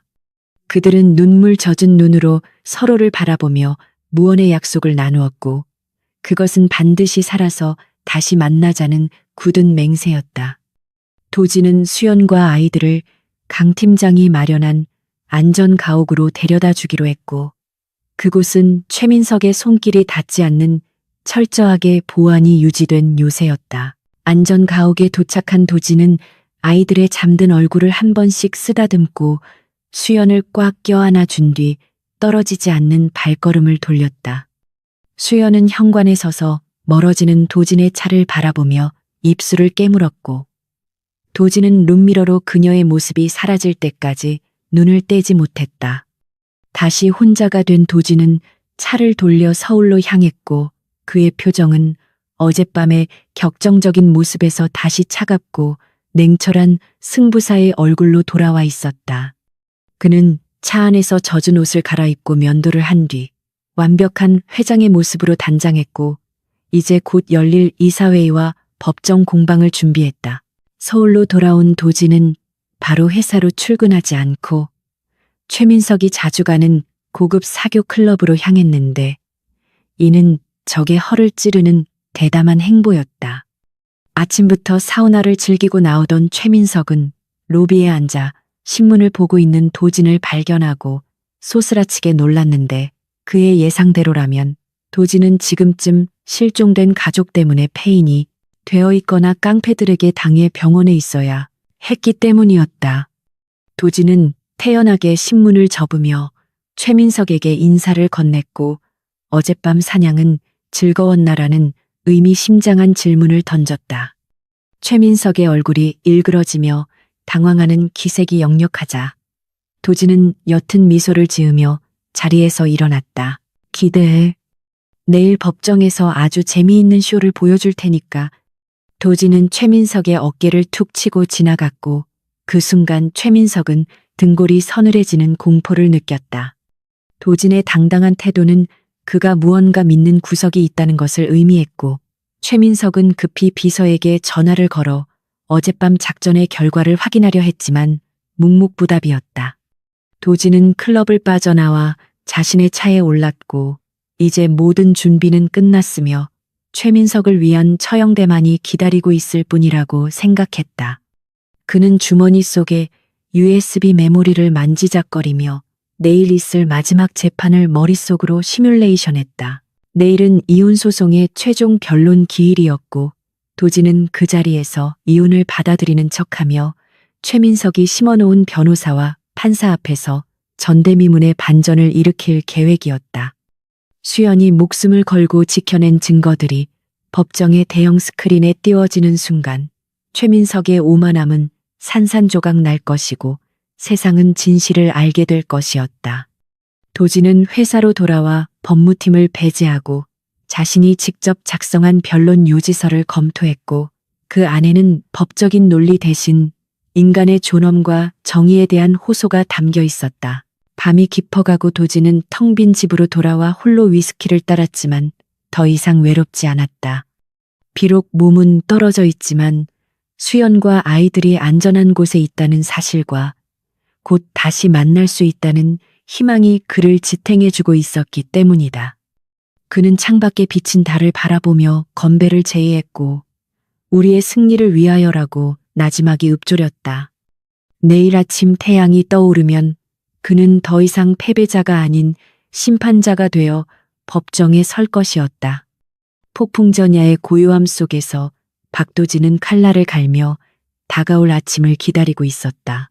재판 당일 아침 하늘은 맑게 개어 있었지만 법원 주변을 감싸고 있는 공기는 폭풍 전야처럼 무겁고 습하게 느껴졌으며 수많은 인파가 정문을 가득 메우고 있었다. 박도진은 단정하게 빗어 넘긴 머리와 흐트러짐 없는 정장 차림으로 법원 로비에 들어섰는데 그의 표정은 마치 도살장에 끌려가는 소처럼 체념한 듯 보였으나 선글라스 너머에 눈동자는 먹잇감을 노리는 맹수처럼 형형하게 빛나고 있었다. 그는 변호인단과 함께 법정으로 향하는 복도를 걸으며 주변의 웅성거림을 완전히 차단한 채 오로지 머릿속으로 오늘 펼쳐질 시나리오를 반복해서 시뮬레이션하고 있었다. 이번 재판은 단순한 이혼 소송이 아니라 그동안 자신과 가족을 벼랑 끝으로 내몰았던 거대한 악의 세력을 단죄하는 공개 처형장이 될 것이기에 단 하나의 실수도 용납될 수 없었다. 그는 품 안주머니에 들어있는 넥타이 핀형 특수통신 장비를 손끝으로 확인하며 호흡을 가다듬었고 법정의 육중한 문이 열리자 쏟아지는 카메라 플래시 세례를 받으며 피고석으로 걸어 들어갔다. 법정 안은 발 디딜 틈 없이 꽉 차 있었고 방청석 맨 앞줄에는 최민석이 고용한 하수인들과 경쟁사의 임원들이 포진해 도진의 몰락을 구경하기 위해 눈을 번뜩이고 있었다. 재판장이 입장하고 개정을 선언하자 원고 측 변호사는 기다렸다는 듯이 자리에서 일어나 도진의 외도 증거들을 대형 스크린에 띄우며 맹공을 퍼붓기 시작했다. 조작된 호텔 출입 기록과 합성된 사진들이 하나씩 공개될 때마다 방청석에서는 탄식과 야유가 터져나왔지만 도진은 미동도 하지 않고 그 모든 모욕을 감내하고 있었다. 그는 변호사가 뱉어내는 거짓말들을 하나하나 기억하며 나중에 되갚아줄 목록을 작성하고 있었고, 동시에 책상 아래에서 손가락으로 일정한 리듬을 두드리며 어딘가로 신호를 보내고 있었다. 이 신호는 안전 가옥에 있는 아내 한수연에게 재판이 시작되었음을 알리는 동시에 작전 개시를 명령하는 암호였다. 같은 시각 서울 외곽의 안전가옥 지하에 마련된 임시 상황실에서는 한수연이 여러 대의 모니터 앞에서 긴박하게 손을 놀리고 있었고, 그녀의 곁에는 강철우 팀장이 긴장된 표정으로 서버 상태를 체크하고 있었다. 수연은 도진이 법정에서 시간을 끄는 동안 최민석의 비밀 서버에 접속하여 그동안 수집한 증거들을 법원의 메인 디스플레이 시스템에 강제로 연동시키는 해킹 작업을 수행해야만 했다. 그녀의 손가락은 보이지 않을 정도로 빠르게 키보드 위를 날아다녔고, 화면에는 복잡한 코드들이 폭포수처럼 쏟아져 내리며 삼엄한 방화벽을 하나씩 무력화시키고 있었다. 이것은 단순한 기술적 침투가 아니라 남편을 구하고 가정을 되찾기 위한 그녀의 처절한 투쟁이었기에 수연의 이마에는 식은땀이 송골송골 맺혀 흘러내렸다. 그녀는 남편이 법정에서 겪고 있을 수모를 생각하며 입술을 깨물었고, 반드시 성공시켜야 한다는 압박감 속에서도 놀라울 정도의 집중력을 발휘했다. 법정에서는 원고 측의 공세가 절정에 달해 있었고, 변호사는 도진에게 가정 파탄의 모든 책임을 물으며 위자료뿐만 아니라 화광그룹 경영권 포기까지 요구하고 나섰다. 도진의 변호사는 사전에 약속된 대로 무기력하게 대응하며 판사의 질문에 제대로 답변조차 하지 못하는 모습을 보였고, 이는 재판부의 심증을 도진에게 불리하게 굳히는 역할을 했다. 판사는 도진을 향해 마지막으로 할 말이 있냐고 물었고, 도진은 천천히 자리에서 일어나 방청석을 한번 둘러본 뒤 무거운 입을 열었다. 그는 자신이 가정을 지키지 못한 못난 가장임을 인정하며 모든 비난을 달게 받겠다고 말했지만, 그의 목소리에는 묘한 울림이 있어 장내를 숙연하게 만들었다. 도진은 시간을 확인하며 발언을 길게 이어갔는데, 그의 말 하나하나에는 최민석을 향한 경고와 조롱이 은유적으로 담겨 있었으나 겉으로는 참회록처럼 들렸다. 자신의 사무실에서 실시간으로 재판 중계를 지켜보던 최민석은 도진이 고개를 숙이고 패배를 인정하는 듯한 모습을 보자 희열을 느끼며 샴페인 잔을 들어 올렸다. 그는 도진이 완전히 무너졌다고 확신했고, 이 역사적인 순간을 화면 너머가 아닌 현장에서 직접 목격하고 싶다는 강한 충동을 느꼈다. 비서실장이 위험할 수 있다며 만류했지만 승리감에 도취된 최민석은 듣지 않았고, 즉시 차량을 대기시키라며 호통을 쳤다. 그는 자신이 법정에 등장하는 것만으로도 도진에게 굴욕감을 줄 수 있을 것이라 생각했고, 승자의 여유를 만끽하며 도진의 마지막 숨통을 끊어놓고 싶어 했다. 최민석이 법원으로 출발했다는 첩보가 강 팀장을 통해 수연에게 전달되자 수연은 회심의 미소를 지으며 마지막 단계의 코드를 입력할 준비를 마쳤다. 최민석의 차량이 법원에 도착하자 기자들이 벌떼처럼 몰려들었고, 그는 짐짓 침통한 표정을 지으며 친구의 불행이 안타까워 위로차 방문했다고 뻔뻔스러운 인터뷰를 했다. 그는 경호원들의 호의를 받으며 법정으로 들어섰고, 문이 열리는 소리에 도진을 포함한 모든 사람의 시선이 그에게 쏠렸다.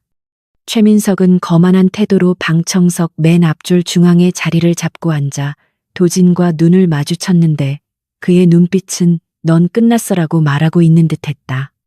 도진은 최민석을 보자마자 입가에 옅은 미소를 띄었는데, 그것은 절망에 빠진 사람의 미소가 아니라 함정에 걸려든 사냥감을 보는 사냥꾼의 섬뜩한 미소였다. 최민석은 그 미소를 보고 순간적으로 등골이 서늘해짐을 느꼈지만 애써 무시하며 다리를 꼬고 앉아 재판의 결말을 기다렸다. 도진은 다시 판사를 향해 몸을 돌리며 발언을 계속했는데 그의 목소리 톤이 갑자기 바뀌어 더 이상 사죄하는 죄인이 아닌 당당한 고발자의 어조를 띠기 시작했다. 그는 이혼 소송의 진짜 원인은 자신의 외도가 아니라 거대한 음모에 의한 것이며 아내와 아이들이 생명의 위협을 받아 어쩔 수 없이 떠나야 했던 것이라고 폭탄 발언을 했다. 장내가 술렁거리기 시작했고 원고 측 변호사는 발언 기회가 없다며 거세게 항의했지만 도진은 멈추지 않고 말을 이어갔다.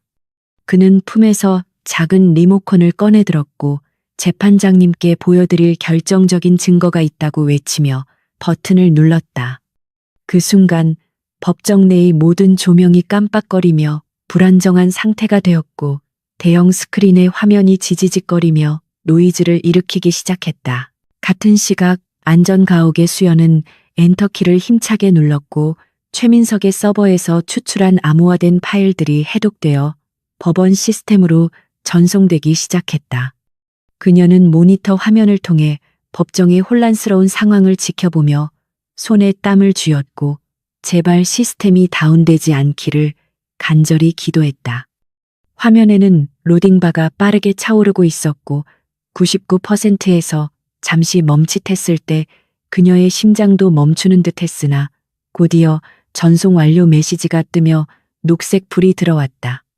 수연은 의자 깊숙이 몸을 기대며 긴 한숨을 내쉬었고 이제 모든 것은 도진의 손에 달려 있었다. 강 팀장은 엄지를 치켜 세우며 그녀의 완벽한 솜씨에 감탄했고 수연은 떨리는 손으로 물잔을 집어 목을 축였다. 법정의 대형 스크린에는 갑자기 최민석의 목소리가 담긴 녹취 파일이 재생되기 시작했는데 그것은 그가 청부업자에게 도진의 아내를 납치하라고 지시하는 내용이었다. 너무나도 선명하고 적나라한 음성에 방청석은 충격에 휩싸여 쥐 죽은 듯 조용해졌고 최민석의 얼굴은 사색이 되어 굳어버렸다. 이어서 화면에는 최민석이 불법 비자금을 조성한 장부와 도진을 함정에 빠뜨리기 위해 여자를 고용한 계약서 그리고 언론사 기자들에게 뇌물을 준 내역들이 파노라마처럼 펼쳐졌다. 판사와 배심원들은 입을 다물지 못한 채 화면을 응시했고 기자들은 이 특종을 놓칠세라 미친 듯이 노트북 자판을 두드리기 시작했다. 최민석은 자리에서 벌떡 일어나 이건 조작이라며 고래고래 소리를 질렀고 변호사에게 당장 화면을 끄라고 닥달했지만 시스템은 이미 수연의 통제하에 있어 누구도 손을 댈 수 없었다. 도진은 혼란에 빠진 최민석을 바라보며 천천히 그에게 다가갔고 마이크 없이도 법정을 쩌렁쩌렁 울리는 목소리로 그를 꾸짖었다. 당신의 오만함이 스스로를 파멸로 이끌었으며 이제 그 대가를 치를 시간이라고 말하는 도진의 모습은 마치 심판의 신처럼 위엄이 넘쳤다.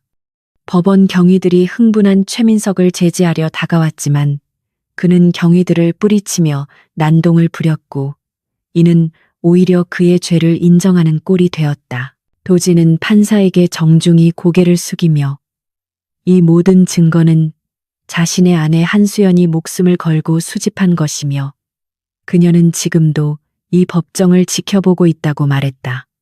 그는 아내가 이혼 소송을 제기한 것은 자신을 버리기 위함이 아니라 적으로부터 가족을 지키기 위한 최후의 수단이었음을 눈물로 호소했다.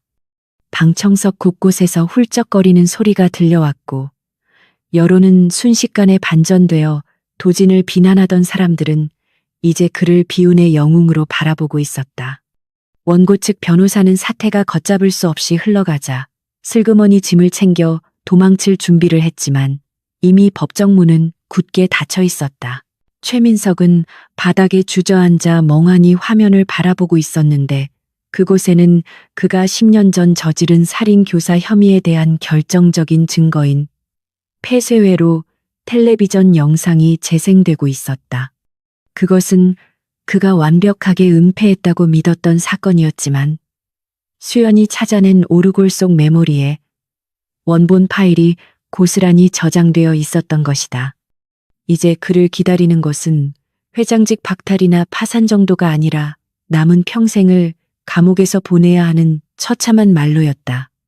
최민석은 도진을 노려보며 죽여버리겠다고 중얼거렸지만 그의 목소리에는 힘이 빠져 있었고 공포가 가득 차 있었다. 도진은 다시 피고석으로 돌아와 당당하게 섰고 판사는 사태의 심각성을 인지하고 즉시 휴정을 선언하며 최민석에 대한 긴급 체포 영장 발부를 검토하라고 검찰 측에 요청했다. 법정안은 아수라장이 되었지만 도진은 그 혼란 속에서 유일하게 평온함을 유지하고 있었고 안전 가옥에 있을 아내를 생각하며 가슴 벅찬 감동을 느꼈다. 그는 카메라를 향해 보일 듯 말 듯 고개를 끄덕였는데 이는 수연에게 보내는 감사의 인사였고 수연 역시 화면을 통해 그 모습을 보며 하염없이 눈물을 흘렸다. 그녀의 희생과 용기가 헛되지 않았음이 증명되는 순간이었고 그들의 사랑은 시련 속에서 더욱 단단해졌다. 법정 문이 열리고 검찰 수사관들이 들이닥쳐 최민석의 팔에 수갑을 채우자 플래시가 빗발치며 그 장면을 포착했다. 최민석은 끌려나가면서도 도진을 향해 악담을 퍼부었지만 도진은 그를 외면한 채 창밖의 푸른 하늘을 바라보았다. 이제 길고 긴 어둠의 터널을 지나 빛이 보이는 출구에 다다랐음을 느꼈고 그는 아내와 아이들을 데리러 갈 준비를 했다.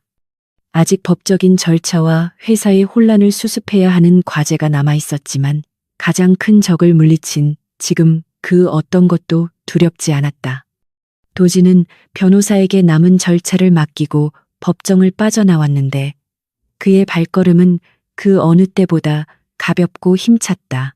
로비로 나오자 수많은 기자들이 그를 에워싸고 질문을 던졌지만 도진은 손을 들어 그들을 제지하며 짧게 한마디만 남겼다. 진실은 침묵하지 않으며 정의는 반드시 승리한다는 그의 말은 뉴스를 통해 전국으로 생중계되었고 국민들에게 큰 울림을 주었다. 그는 대기하고 있던 차에 올라타 안전 가옥으로 향했고 운전석의 강 팀장은 환하게 웃으며 그를 맞이했다. 차가 출발하자 도진은 넥타이를 풀고 긴장을 풀었으며 이제 곧 만날 가족들의 얼굴을 떠올리며 행복한 상상에 잠겼다. 차창 밖으로 스쳐 지나가는 풍경들은 어제와 다를 바 없었지만 도진의 눈에는 모든 것이 새롭고 아름답게 보였다. 그는 주머니 속에서 아이의 머리핀을 꺼내 손에 쥐었고 따뜻한 온기가 전해져 왔다.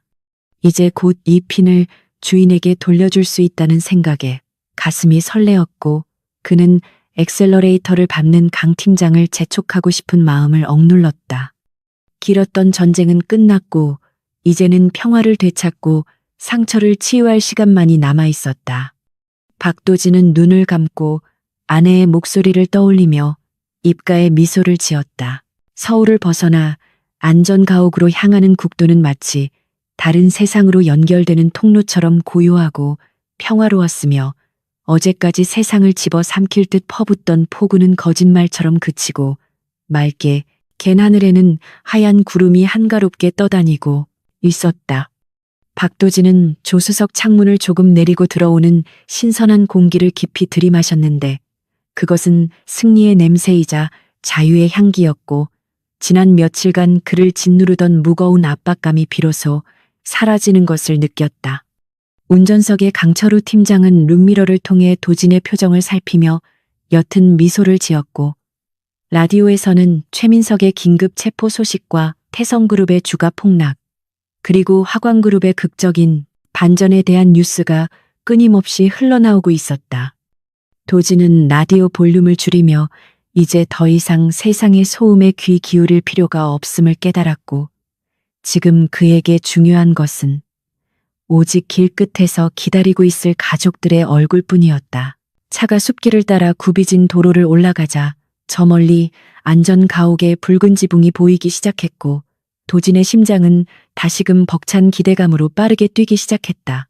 안전가옥의 마당에 차가 멈춰 서기도 전에 현관문이 활짝 열리며 아이들이 뛰어나왔고 그 뒤로 한수연이 환한 미소를 머금은 채 천천히 걸어 나오는 모습이 마치 슬로우 모션처럼 도진의 시야에 들어왔다.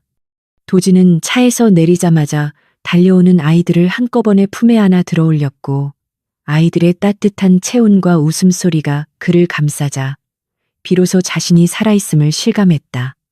아이들은 아빠가 악당들을 물리치고 돌아왔다며 영웅 대접을 해주었고 도진은 아이들의 볼에 입을 맞추며 다시는 너희 곁을 떠나지 않겠다고 맹세했다.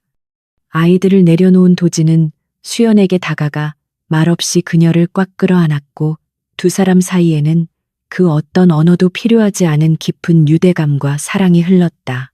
수연은 도진의 등 뒤로 손을 둘러 토닥이며 고생했다는 짧은 한마디를 건넸지만 그 목소리에는 지난 시간의 모든 아픔을 치유하는 힘이 담겨 있었다. 그날 밤 안전 가옥에서는 조촐하지만 그 어느 때보다 풍성한 파티가 열렸는데 강 팀장이 공수해온 음식들과 아이들이 좋아하는 케이크가 식탁을 가득 채웠다. 도진은 넥타이를 풀고 셔츠 소매를 걷어붙인 채 아이들에게 고기를 구워주며 평범한 아빠의 모습으로 돌아갔고 수연은 그 모습을 흐뭇하게 바라보며 와인잔을 채웠다. 그들은 최민석이나 회사 이야기 대신 아이들이 숲속에서 발견한 곤충 이야기나 앞으로 가고 싶은 여행지에 대해 이야기하며 웃음꽃을 피웠다.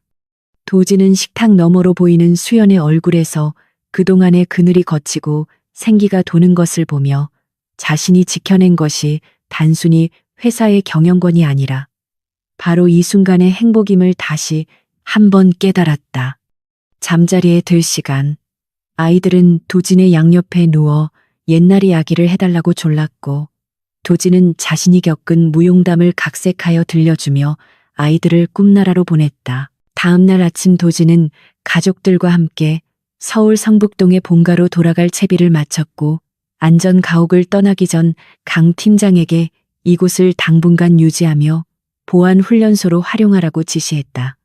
서울로 돌아가는 차 안에서 도진은 수연의 손을 잡고 이혼 소송 취하 서류에 서명하는 퍼포먼스는 필요 없으니 법원에서 서류를 반려하도록 조치해 두었다고 말했다. 수연은 장난스럽게 웃으며 위자료로 청구했던 금액이 아깝지 않냐고 농담을 던졌고 도진은 자신의 전 재산이 어차피 당신 것이라며 맞받아쳤다. 성북동 저택에 도착하자 며칠 전 텅 비어 냉기가 감돌던 집은 온데간데 없고 미리 연락을 받은 가사 도우미들이 집안을 깨끗이 정돈하고 따뜻한 온기를 채워놓은 상태였다. 도진은 현관에 들어서며 안주머니에 넣어두었던 딸아이의 머리핀을 꺼내 신발장 위에 제자리에 올려놓았고 그것은 일상의 완벽한 복귀를 알리는 의식과도 같았다.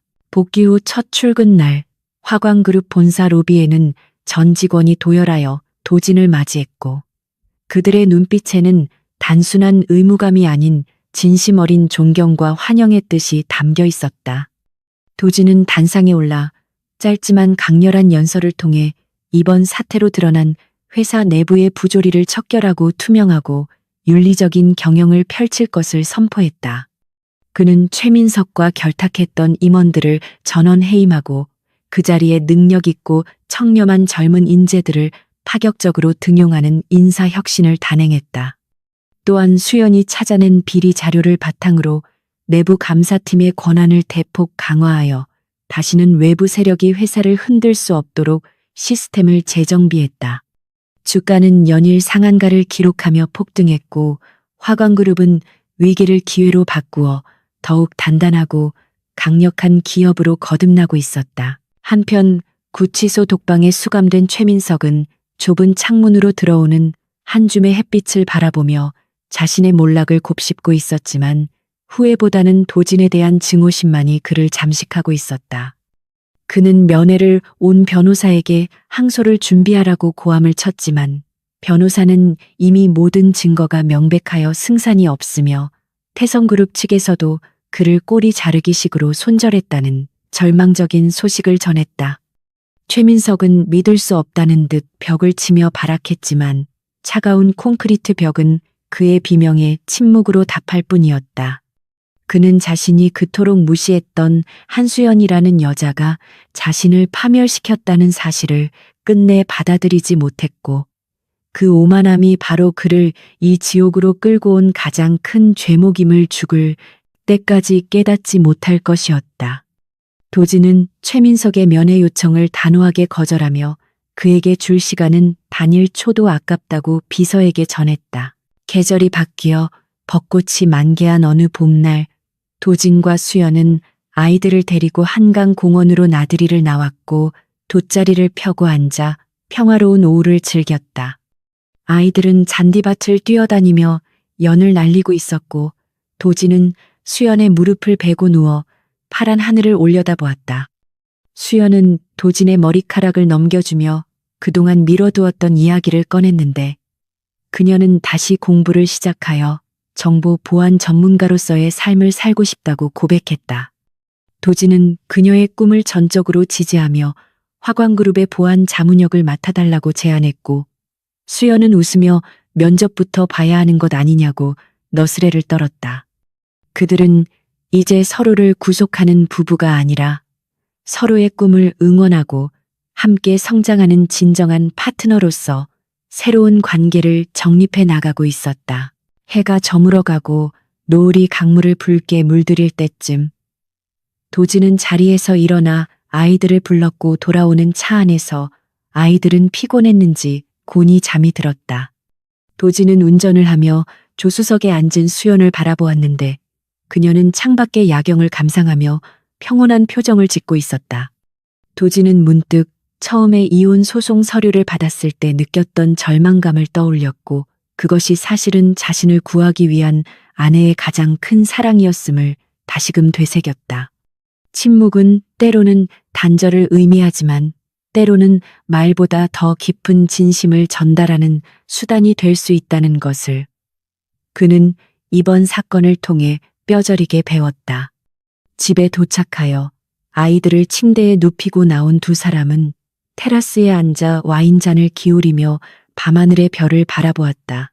당신이 없었다면 나는 무너졌을 거야. 도진이 나지막이 말하자 수연은 고개를 저으며 당신이 강했기 때문에 버틸 수 있었던 거야. 라고 답했다.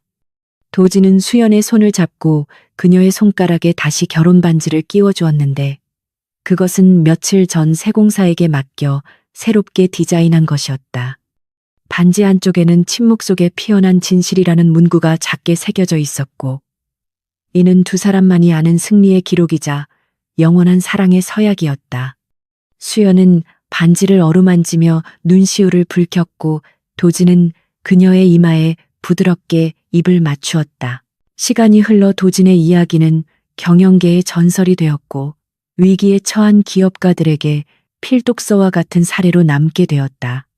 그는 단순히 이익을 쫓는 기업가가 아니라 사회적 책임을 다하고 가족의 가치를 최우선으로 여기는 존경받는 리더로 자리매김했다.